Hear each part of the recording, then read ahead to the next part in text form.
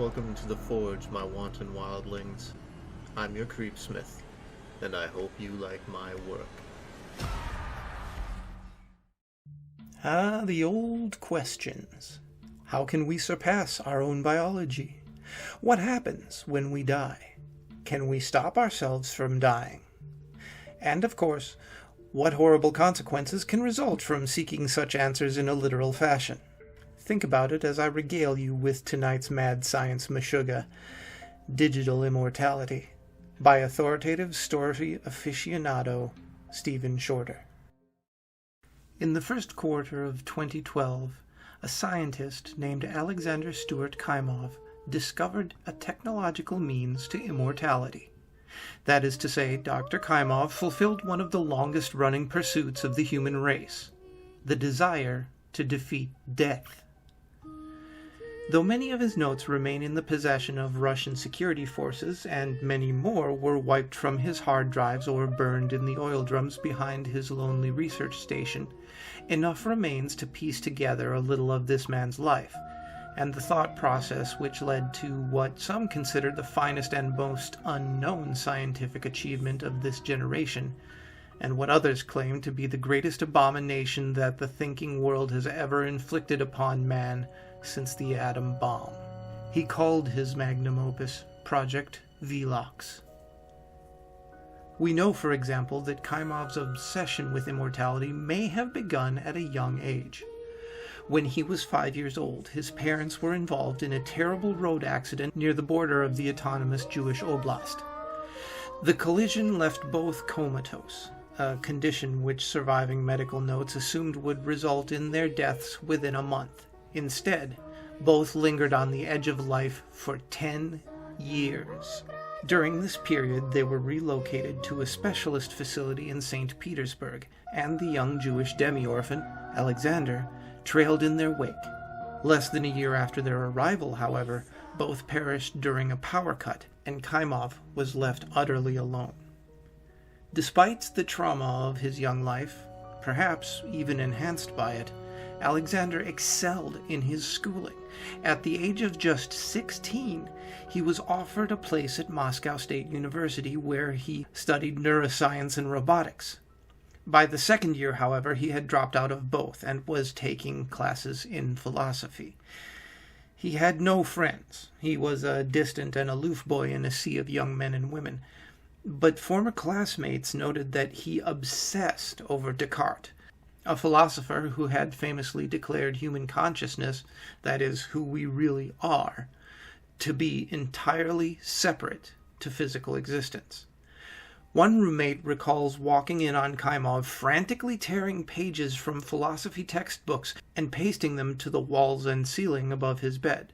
Still others recall how he would build strange contraptions out of dubiously acquired computer parts and second-hand hospital equipment, which would emit a dull, humming drone even at night.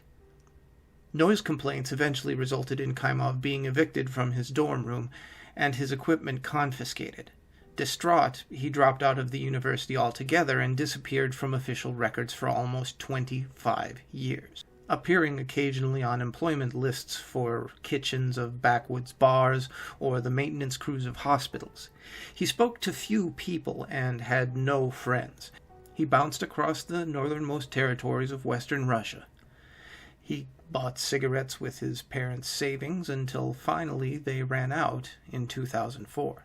He applied for library cards in dozens of municipalities, most of which were revoked when he failed to return the texts that he borrowed.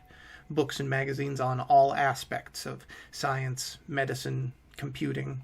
Now, according to scholarly estimates, the information on the human brain can be measured in data storage terms, weighing in at around 2,500 terabytes in size, slightly more according to Kymov's estimate. Kymov read studies regarding the digitization of the human mind with more than a casual interest. He wrote numerous articles for The New Scientist and 2 for Time magazine between 2001 and 2009, postulating that not only was the transfer of a human consciousness from a body to an electronic brain within the bounds of contemporary science, but that it was even possible to create an artificial afterlife where these consciousnesses could be together.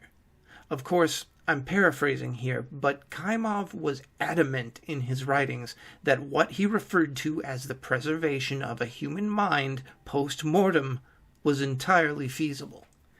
And then, shortly before the end of 2011, a curious advertisement began to circulate the local papers of St. Petersburg and other northerly towns and cities. It roughly translated to, "Are you dying?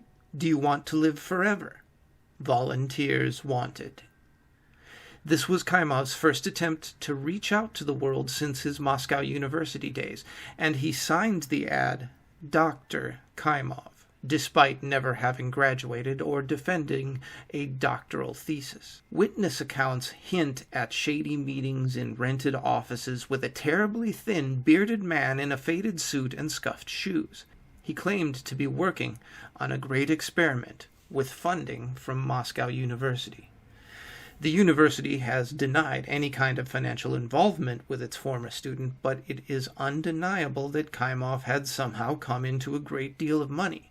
The man who had resorted to stealing journals from libraries went on to purchase a ruined weather station in the Ural Mountains, which he renovated and outfitted with medical equipment.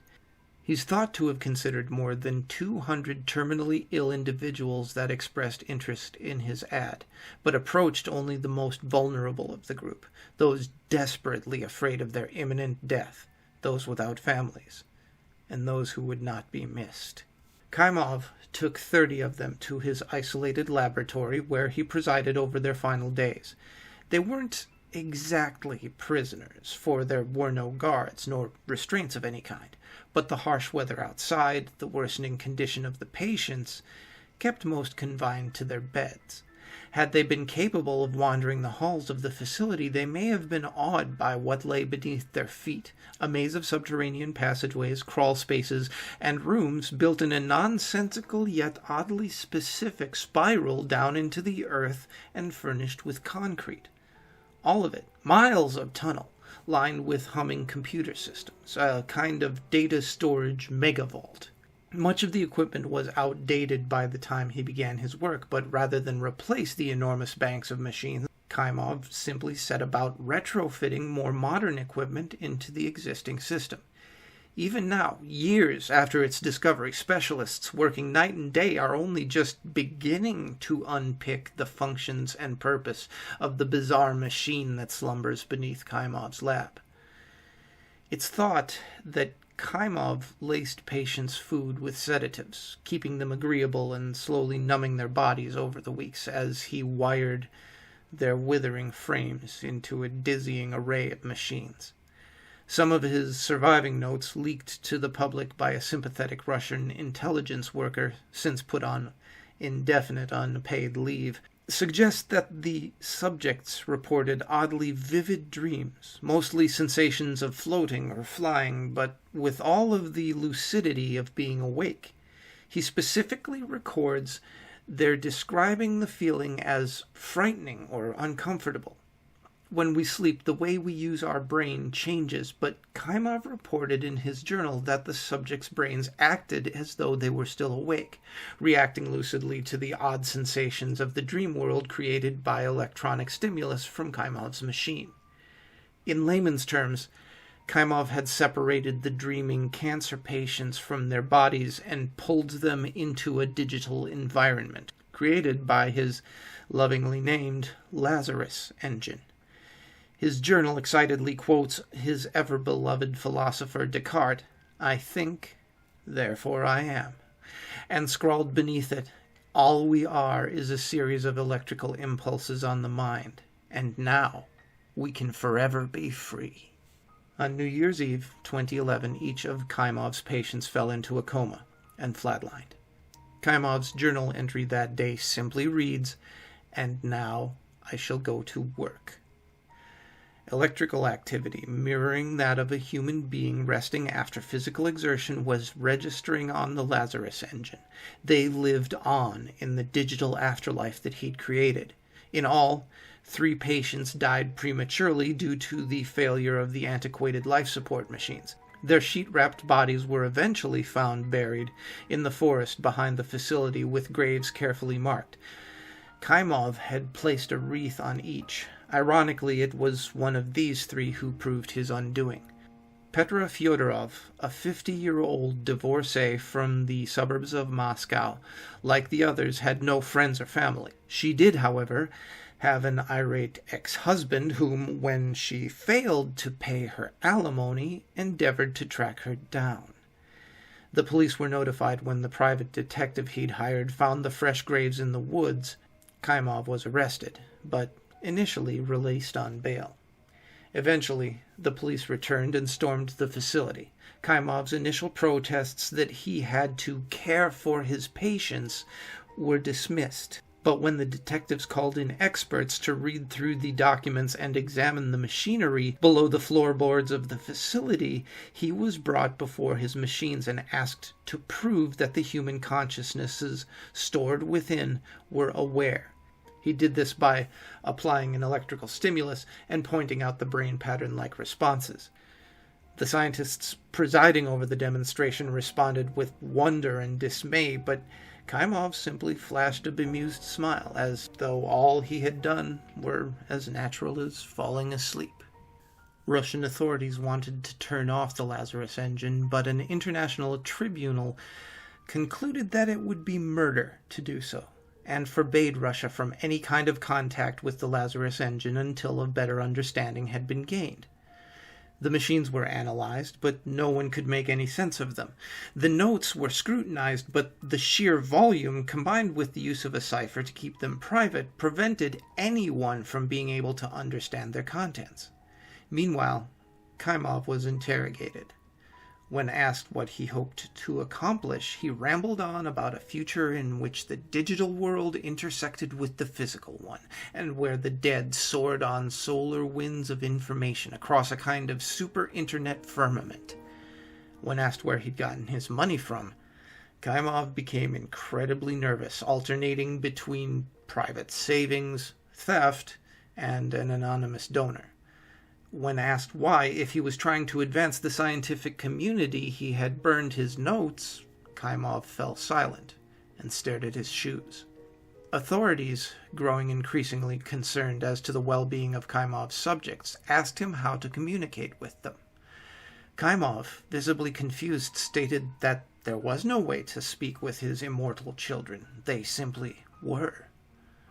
With the situation growing desperate and leaks to the press surfacing every day, the international investigatory body offered Kaimov a full pardon for his crimes if he could develop a way for an outsider to contact the bodiless humans. The offer sparked outrage among some of the more passionate members of the delegation, and indeed those among the public who had heard about it, but it delighted Kaimov.